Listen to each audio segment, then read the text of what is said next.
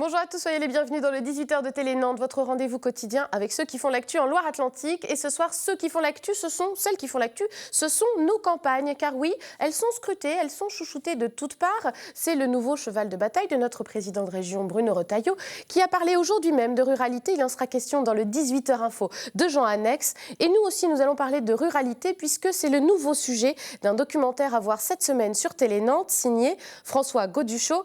Étonnant territoire, il s'appelle, et il part à la rencontre de ceux qui font vivre nos campagnes, dans le domaine de l'agriculture bien sûr, mais aussi dans le domaine de l'aide à la personne ou encore de l'éco-construction. Et l'on voit que derrière les crises, le dynamisme est de mise dans les territoires ruraux. J'en parlerai donc avec François Gauduchot et aussi avec Caroline Baudouin de l'association des MFR, les maisons familiales et rurales.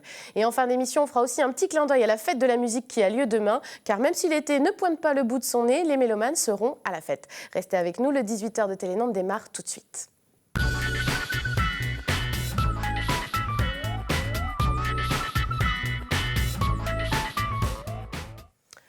Étonnant territoire, c'est un documentaire d'une 50aine de minutes que vous avez pu découvrir dès ce samedi sur l'antenne de Télé Nantes. Et toute cette semaine, il sera multidiffusé. Et je reçois ce soir pour en parler son réalisateur, François Gauduchot. Bonsoir. Bonsoir. Merci d'être avec nous. Et également Caroline Baudouin. Bonsoir. Bonsoir. Qui est animatrice à la Fédération départementale des maisons familiales et rurales, qui a contribué au documentaire. On y reviendra. D'abord, un petit mot sur l'esprit de ce documentaire. Je le disais déjà un petit peu en introduction. Il n'y est pas question de crise agricole, il n'y est pas question de désertification rurale ou du malaise des agriculteurs. On est dans le positif. C'est le monde des bisounours, alors étonnant territoire ou pas? Non, c'est pas le monde des bisounours, mais clairement l'intention était de montrer et de mettre en valeur les initiatives personnelles ou communautaires qui préparent l'avenir dans différents secteurs agricoles, mais nouveaux métiers, nouvelles professions et nouvelles initiatives. Donc on est dans la recherche de ce qui prépare l'avenir plutôt que de pleurer sur ce qui ne va pas et qui existe bien, mais c'est un autre film. Vous ne le niez pas, mais voilà, c'est un autre objet. Pas du tout. On n'est pas sur un essai sur la santé du monde agricole, c'est plutôt un mélange de portraits. Vous entrez à travers les personnes, en fait. Voilà, c'est un film qui, à travers une dizaine ou une douzaine de portraits, met en valeur les initiatives, le dynamisme qu'on peut trouver quand on rentre un petit peu dans le milieu agricole, comme j'ai pu le faire. Au départ, c'était pour les maisons familiales rurales pour lesquelles j'ai eu l'occasion de travailler ces dernières années. Et j'ai rencontré des gens étonnants, des métiers étonnants, des choses qui m'ont donné envie de m'y attarder un petit peu. Et sur l'ensemble du territoire de la région. Sur l'ensemble du territoire de la région. Voilà. Et de la Loire. On ne pouvait pas faire ça sur toute la France, donc on s'est centré sur les 5 départements des Pays de la Loire et on a essayé de choisir 10 ou 12 expériences qui donnaient envie d'habiter au pays, d'essayer de repeupler la campagne, pourquoi pas. Oui, quoique voilà. Et la campagne, c'est très... quand on dit la campagne, le milieu rural, c'est très vaste parce qu'il y a le périurbain, il y a la campagne profonde, voilà. Oui. Il y a 82% des communes de Pays de la Loire qui ont moins de 2000 habitants, mais bon, les maisons familiales et rurales sont aussi impliquées dans des territoires périurbains. C'est le cas en Loire-Atlantique, puisque vous êtes aussi à Carquefou, à Clisson ou encore à Saint-Étienne-de-Montluc, donc c'est pas non plus la campagne profonde, évidemment. La rencontre, elle a eu lieu avec François Gauduchot. Alors, vous l'avez dit sur des petites vidéos que vous avez pu faire pour les maisons familiales et rurales. Et il y a eu aussi votre congrès national en 2015, qui a été aussi un moment important. Et vous avez été facilitateur de rencontres, on va dire. Alors en fait, le projet émane avant le congrès en fait national. On l'avait mis un petit peu en stand-by parce qu'effectivement la préparation était très intense. Et puis il a fallu aussi valider le projet par l'ensemble du conseil d'administration régional qui a validé aussi l'idée assez novatrice de communiquer un petit peu comme ça, de se dire tiens, au lieu de faire un film et de faire la promotion des maisons familiales, laissons François explorer en fait le réseau, aussi bien maître de stage que effectivement personnes de ressources éducatives, les familles, etc. Et puis ce qui était en fait révélateur de comment fonctionnent les maisons familiales rurales et comment on participe activement à la formation et l'éducation aux jeunes. justement, on va le redire, ce que sont les maisons familiales et rurales, pour tous ceux qui ne sont pas familiers de ce mot-là, c'est des structures d'enseignement et de formation qui sont sur les territoires et aussi aux côtés des familles. Le rôle des familles est important. Alors effectivement, ce sont des associations. Il y en a à peu près 430 en France, 77 en Pays de la Loire. C'est un important groupement en fait de parents, de maîtres de stage ou d'apprentissage, d'équipes éducatives qui sont au service de l'accompagnement de la jeunesse et des territoires et qui accompagnent essentiellement sur le champ de la formation pour accompagner chaque projet. Puisqu'on considère en fait que chaque personne a des compétences et des capacités différentielles et que chaque parcours peut être bien évidemment mis à disposition de la société et puis entrer bien évidemment dans la citoyenneté. Et chacun s'engage en fait dans une dynamique de projet. Alors, l'importance des parcours individuels, il ressort bien aussi dans le documentaire, c'est-à-dire on n'est pas forcément avec des gens qui ont eu des parcours linéaires, il y a des reconversions, des profils aussi atypiques, c'est peut-être ce qui vous a marqué aussi sur les gens que vous avez rencontrés à l'occasion de ce documentaire? J'ai eu plusieurs fois dans ma vie l'occasion de faire des films sur des métiers et sur des parcours. Et je suis toujours un petit peu fasciné par les parcours qui montrent bien comment les gens sont capables de rebondir quelquefois, pas toujours malheureusement, mais souvent ils sont capables de rebondir pour embrasser une autre profession. Dans le film, il y a une prof d'espagnol qui ne se plaisait plus dans son métier et qui devient cuisinière et qui travaille dans un grand restaurant. Il y a un jeune garçon qui était horticulteur et qui rêvait de faire sommelier, voilà, de logis. J'ai bien vu le documentaire, voilà. Ouais, je me rappelle. Voilà. Un ancien paysagiste qui passe. Et chez tous, alors le choix des 10 ou 12 personnages du film s'est fait un petit peu au feeling, mais ce qu'il y a toujours dans les films que je fais en général, c'est de trouver des gens qui ont la pêche, qui sont dynamiques et qui ont été capables dans leur vie à un moment ou à un autre de rebondir. Ouais. Voilà. Ça me fascine toujours. Et donc, j'en ai trouvé, en particulier, je suis allé dans les Mauges, qui est une région qui a été sinistrée au moment où la chaussure a été... toutes les usines de chaussures ont fermé parce que ça a été délocalisé. Voilà. Et donc, beaucoup de gens de ces campagnes des Mauges se sont retrouvés chez eux, un peu abandonnés. Et on a trouvé un couple qui nous raconte comment ils ont rebondi pour faire un métier finalement plus proche de ce qu'ils avaient envie de faire quand ils étaient jeunes que ce qu'ils faisaient avant. Oui, parfois les reconversions sont en fait des retours aux origines. Au désir originel. Déjà, quand vous l'évoquez, on se rend compte de la diversité des métiers qu'il y a sur nos territoires ruraux, bien sûr. Mais il y a aussi des agriculteurs. Je voulais qu'on en entende un quand même. Il s'appelle Dominique Ravon. Il est installé en Vendée. Il fait de l'agriculture biologique et aussi de la vente directe. On l'écoute. Quand on a commencé il y a 17 ans à faire de la vente directe, c'était une façon c'était une reconnaissance de vendre nos produits et d'avoir le consommateur en face.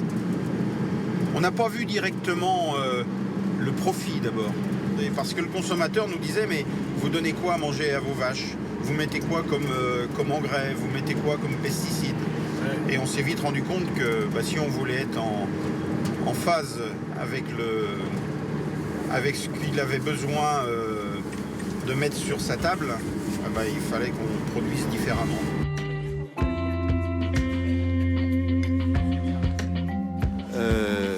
On part du brin d'herbe. Le brin d'herbe nourrit la vache laitière.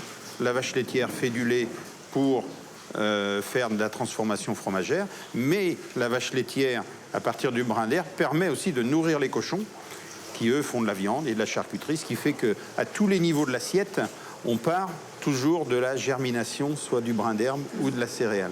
Et il faut vraiment être dans cette démarche de faire attention à la planète, parce que si demain on n'a plus de brin d'herbe qui germe, si demain on n'a plus de céréales, on n'aura plus d'animaux, on n'aura plus rien à manger, et voilà, c'est une chaîne sans fin.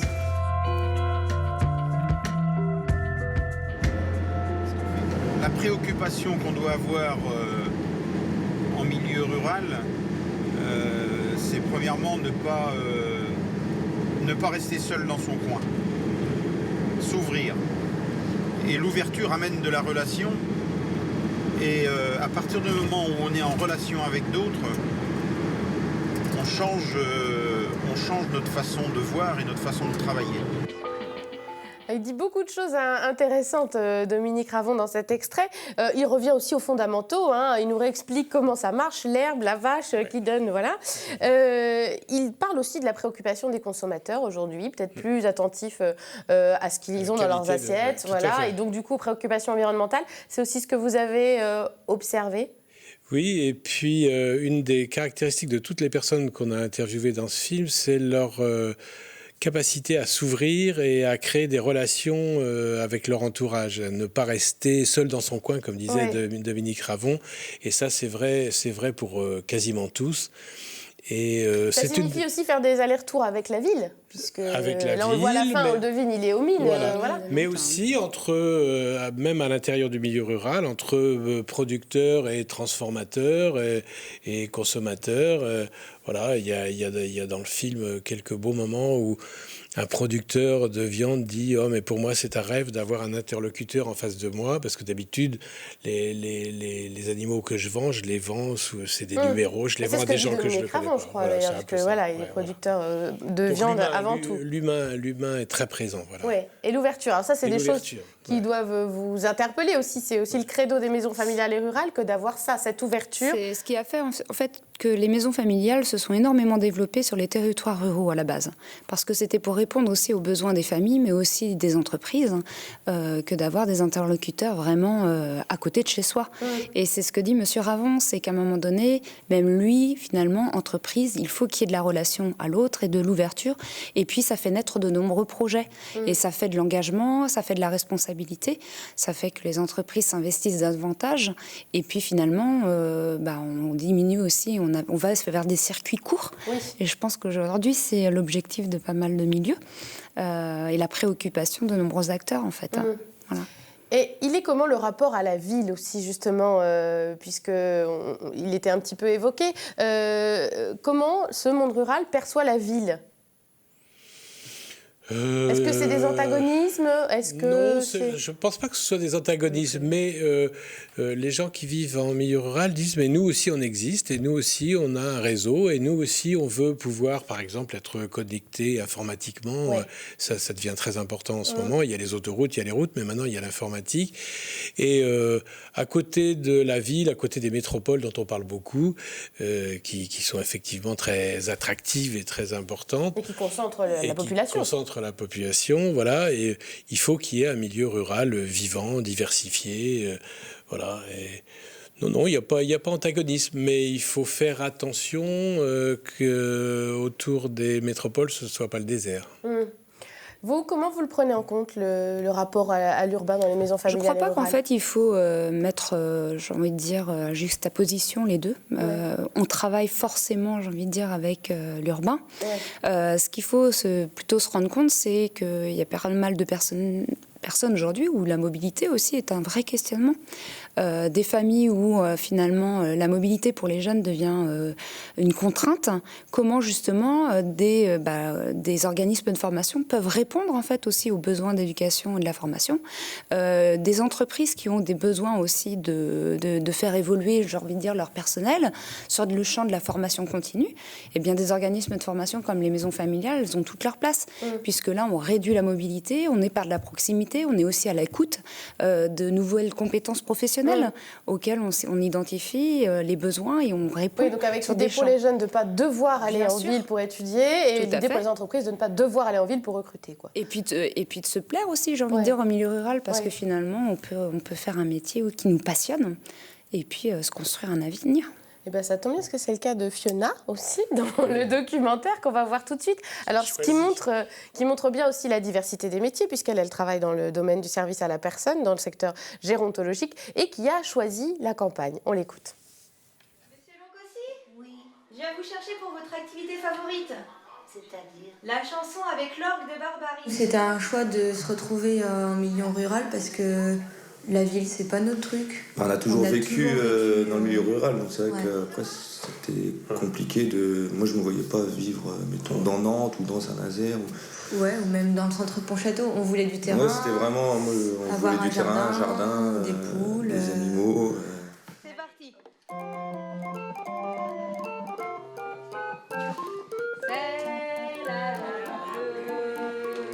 C'est la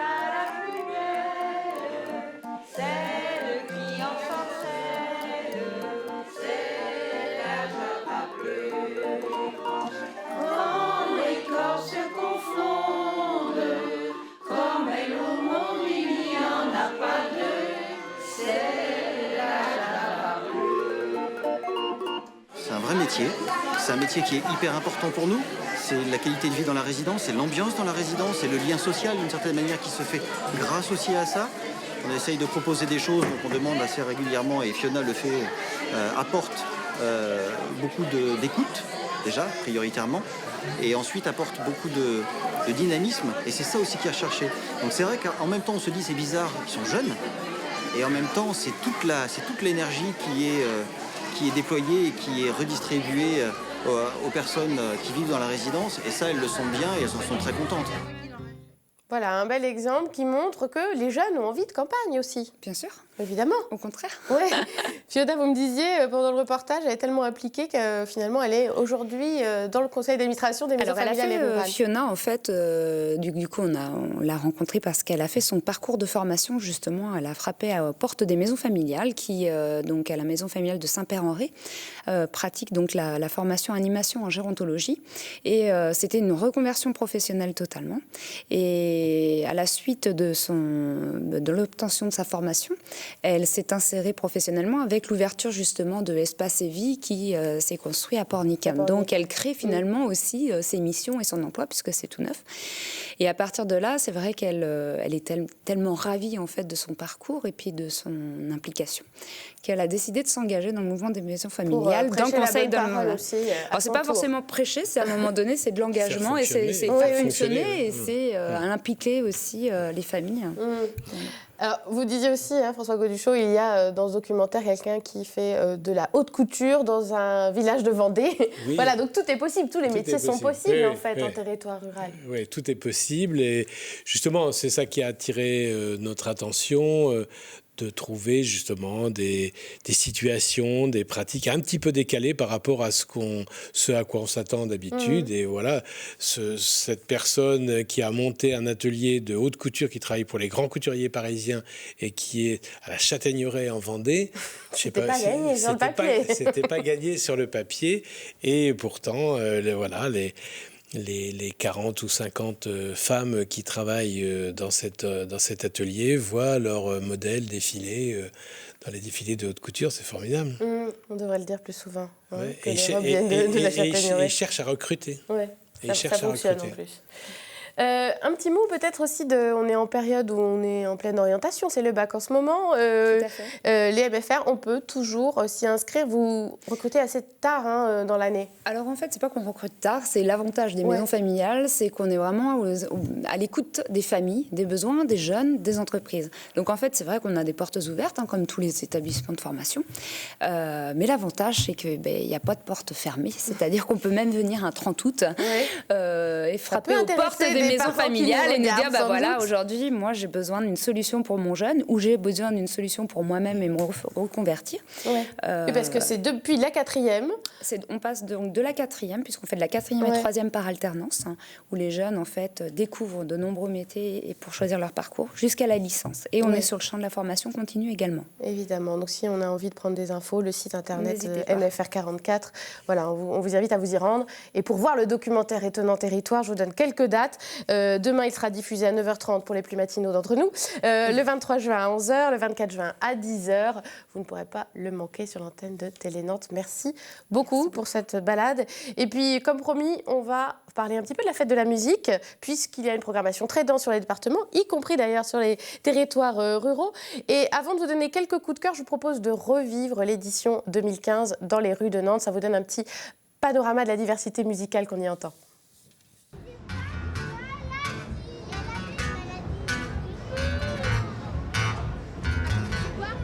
When the lights are gone,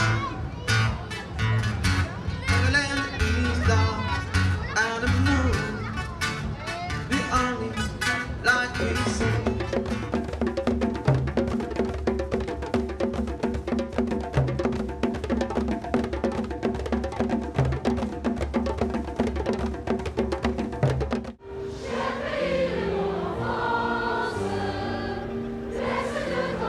Yeah.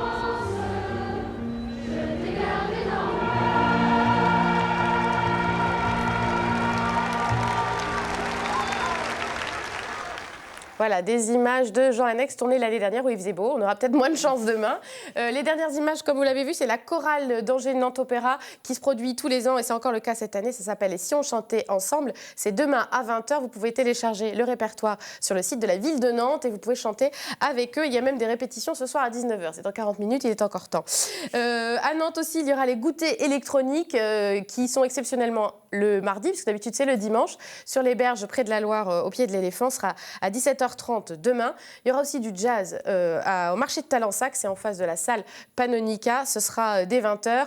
Et puis sinon, dans l'ensemble du territoire de Loire-Atlantique, il y a des fêtes de la musique. Il y en avait déjà ce week-end, à Boeil, à Nauzé notamment, c'était le cas. Et il y en aura le week-end à venir dans d'autres villes. Il faut se rapprocher évidemment du site de la commune où on habite pour savoir quel est le programme. Mais voilà, on fête la musique même s'il ne fait pas beau. Il n'y a pas de raison. Merci beaucoup encore à mes invités d'avoir été avec nous. Donc, étonnant territoire à découvrir cette semaine sur Télé Nantes. Excellente soirée. Je vous retrouve demain, même heure, même endroit.